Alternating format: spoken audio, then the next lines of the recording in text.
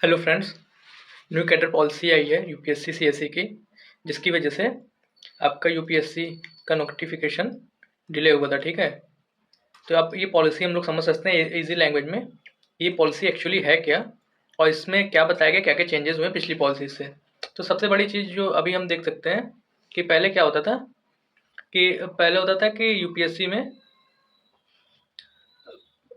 Cadre होता था। ठीक है, तो अब ग्रुप हो गया, ग्रुप ऑफ स्टेट हो गया। पहले कैडर होता था, अब ग्रुप ऑफ स्टेट 4 हो गया। पहले कैडर होता था, कैडर जो है 5 कैडर होते थे। ठीक है, तो अब ये नीति क्या बताती है कि कौन कौन से राज्य में कैडर कैसे मिलेंगे। ठीक है, इस पे बात हुई है। तो सबसे पहला पॉइंट है रिक्तियाँ, वैकेंसी का निर्धारण कैसे होगा, वैकेंसी कैसे कैसे निर्धारित होगी। तो इसके लिए आप देख सकते हो कि अपने राज्य में जो हर राज्य होंगे उनके खाली पद होंगे, उनकी संख्या बताएगी। फिर केंद्र सरकार का डीओपीटी जो कंट्रोल करता है कैडर की एलोकेशन का, वो जो है तय करेगी कि कितनी सीट यूआर की होगी, कितनी जनरल की होगी, कितनी ओबीसी की होगी, कितनी एससी एसटी की होगी। ठीक है, फिर कितनी सीट इंसाइडर की होगी ये बताएगा, कितनी सीट आउटसाइडर की होगी। और ईडब्ल्यूएस का भी बताएगा कि ईडब्ल्यूएस जो है यूआर के अंदर ही गिने जाएंगे, ये ऐसा कहा गया कैडर पॉलिसी में। और अंतिम परिणाम से पहले ही वैकेंसी को घोषित करना पड़ेगा। मतलब अंतिम परिणाम, जैसे अभी यूपीएससी 2025 का इंटरव्यू चल रहा है, तो अंतिम परिणाम मान लो मार्च में आएगा या अप्रैल में आएगा, तो उसके पहले ही कितनी वैकेंसीज है, कितनी सीट है, सबको डिसाइड करना पड़ेगा। ठीक है, अब देखते हैं कि राज्यों को 4 ग्रुप में बांटा गया। पहले कैडर होता था, कैडर 1 2 3 4 5 5 होते थे, उसमें अलग अलग राज्य होते थे। ठीक है, जैसे यूपी बिहार एक ही में होता था। तो अब ये बदल गया है। अब इसमें क्या आ गया कि आपको अब इसमें आ गया कि आपको, एक मिनट को डिलीट कर देता हूँ। अब इसमें है कि आपको 4 ग्रुप दिया गया, ग्रुप 1 2 3 4 5। ठीक है, और सबको अल्फ़ाबेटिकल ऑर्डर में अरेंज किया गया। एजीएम2 आंध्र प्रदेश, असम, मेघालय, बिहार, छत्तीसगढ़। फिर ग्रुप 2 में गुजरात, हरियाणा, हिमाचल प्रदेश, झारखंड, कर्नाटक, केरल, एमपी। फिर महाराष्ट्र, मणिपुर, नागालैंड। तो ये सब ना आप देखोगे तो अल्फ़ाबेटिकल ऑर्डर में अरेंज किया गया 4 ग्रुप में। और यूपी आता है आपका 4th ग्रुप में, उत्तराखंड, यूपी, वेस्ट बंगाल। और आउटसाइडर एलोकेशन इन्हीं ग्रुप्स के चक्र में घूमेगा, जो आउटसाइडर इनसाइडर एलोकेशन होता है इसी सब में घूमेगा। ठीक है, अब आगे देखते हैं कि इनसाइडर होम कैडर, जिसको बोलते हैं इनसाइडर वैकेंसी होती है, तो उसको होम कैडर मिलता है। जैसे रैंक 1 शक्ति दुबे जी इस बार लास्ट ईयर आई थी, तो उनका यूपी कैडर मिला।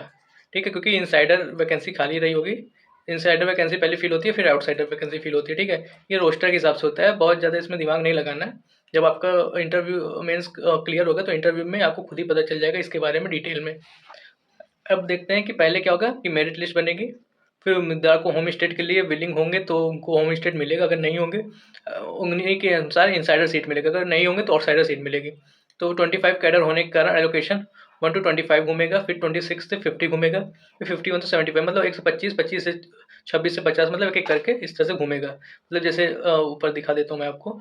पहले एजीएम2 गया, फिर गुजरात गया, फिर महाराष्ट्र गया, फिर तेलंगाना, फिर इसी तरह आंध्र प्रदेश, फिर हरियाणा, फिर मणिपुर, फिर त्रिपुरा, इस तरह से घूमेगा। तो इस तरह 25 राज्य हैं, तो 25 1 2 3 4 करके 5 में घूमेगा। ठीक है, आउटसाइडर एलोकेशन कैसे होगा, आउटसाइडर में पीडब्ल्यूडी के उम्मीदवार जो पहले होंगे, पीडब्ल्यूडी का आउटसाइडर एलोकेशन होगा उनका।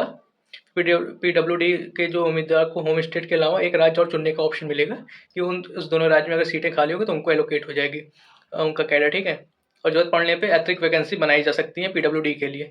ये उनके लिए ज़रूरी है, क्योंकि उनको अपना होम स्टेट मिल जाए ज़्यादा बेटर होगा, सहूलियत ज़्यादा रहेगी। अब देखते हैं फिर बाकी के उम्मीदवार क्या होंगे। जिनको होम स्टेट नहीं मिला उन्हें आउटसाइडर में लाया जाएगा, जो आउटसाइडर वैकेंसी है उसमें लाया जाएगा। और ग्रुप 1 से शुरू होकर ग्रुप 2 3 4 5 के चक्कर में चलेगा। ठीक है, एक ग्रुप में एक ही राज्य पे जाएगा, ये नहीं कि उसी में फिर दूसरे राज्य में चला जाएगा। ग्रुप 1 में जाएगा, फिर ग्रुप 2 में, फिर ग्रुप 3 में, फिर 4 में, फिर ग्रुप 1 में, फिर ग्रुप 2 में, इस तरह से घूमता है। कोशिश रहेगी कोई अपने ही होम स्टेट में आउटसाइडर बन के न चला जाए, ऐसा लिखा गया कैडर पॉलिसी में। ठीक है, वो डिटेल में अब मैं टेलीग्राम चैनल पे अपने डाल दूंगा। तो ये यूट्यूब के डिस्क्रिप्शन में आप जाओगे यूट्यूब चैनल पे, तो वहाँ पे आपको टेलीग्राम चैनल का लिंक मिल जाएगा, ये पीडीएफ भी मैं डाल दूंगा। हर साल ग्रुप का क्रम बदलेगा। अगले साल ग्रुप 2 पहले आएगा, फिर उसके बाद आगे वाले ग्रुप, जैसे इस बार ग्रुप 1 आया। ठीक है, ग्रुप 1 आया, फिर अगले साल जो है ये ग्रुप 1 लास्ट हो जाएगा, ग्रुप 2 पहला हो जाएगा, ग्रुप 3 इसके बाद, फिर ग्रुप 4, फिर ग्रुप 1, इस तरह से आएगा।